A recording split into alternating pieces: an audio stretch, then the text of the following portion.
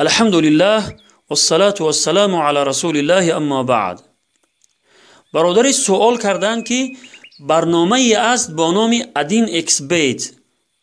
مردم در آن به نام یک گروه فوتبال یا دیگر ورزشگران یک مقدار پول میگذارند. اگر غلبه کردند از این پولگذاریشان مبلغی به دست می آورند و اگر نه پول گذاشتهشان را از دست می دهند. سوال این است که آیا چنین پولگذاری و پول کار کردن از این راه حلال است یا حرام؟ و آیا این در قماری که خداوند آن را حرام کرده است داخل است یا نه؟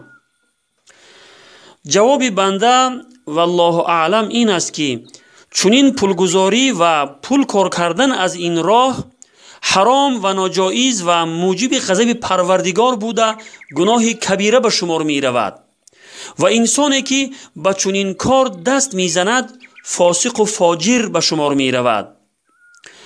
چنین راهی پول کار کنی عین قمار است، چون که معنی قمار هر گونه بازی است که برد و باخت داشته باشد، یعنی طرف در بازی غلبه کرده فایده می برد و طرف دیگر بای داده زیان می بیند، خواه خودی بازینگران پول گذارند و یا دیگران. چطوره که در برنامه ادین اکس بیت غیر بازینگران پول می گذارند، یعنی مخلصان پول می گذارند و از آن فایده می برند. خلاصه هر نوع بازی که بازینگران پول گذارند یا مخلصان فرقی ندارد و همه اینها در قمار داخلند که خداوند آن را در قرآن عظیم الشأن به صراحت منع فرموده است. خداوند در آیه 90 سوره مائده می فرماید: استعیذ بالله یا ایها الذین آمنوا انما الخمر والمیسر والانصاب والازلام رجس من عمل الشیطان فاجتنبوه لعلكم تفلحون. صدق الله العظیم.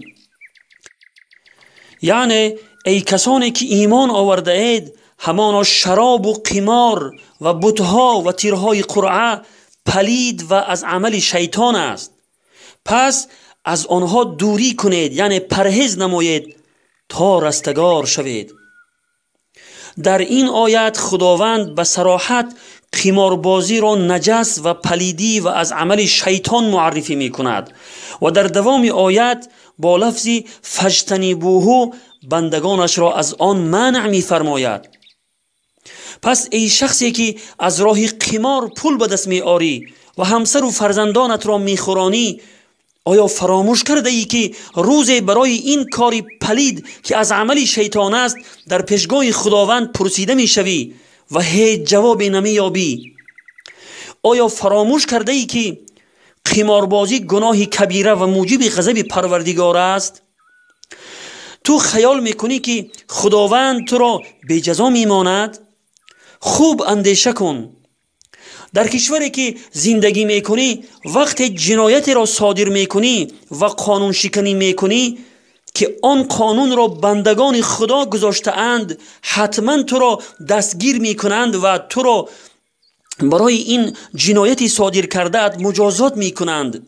پس آیا تو میدانی که قانون الله رب العالمین پادشاه پادشاهان رو میشکنی؟ از آن نمی ترسی که روز غضب پروردگار دامنگیرت شود و مصیبت و سختی بزرگی را بر سرت آرد؟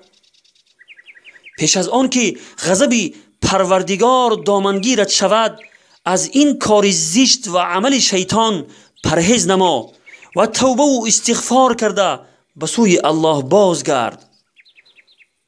والسلام علی من اتبع الهدى. عزیزان قدر یک دیگر بدانید، اجل سنگ است آدم مثل شیشه. نظر کردم به گورستان کم و بیش، بدیدم حال ثروتمند و درویش، بدیدم حال ثروتمند و درویش. نه درویشی به خاکی بی کفن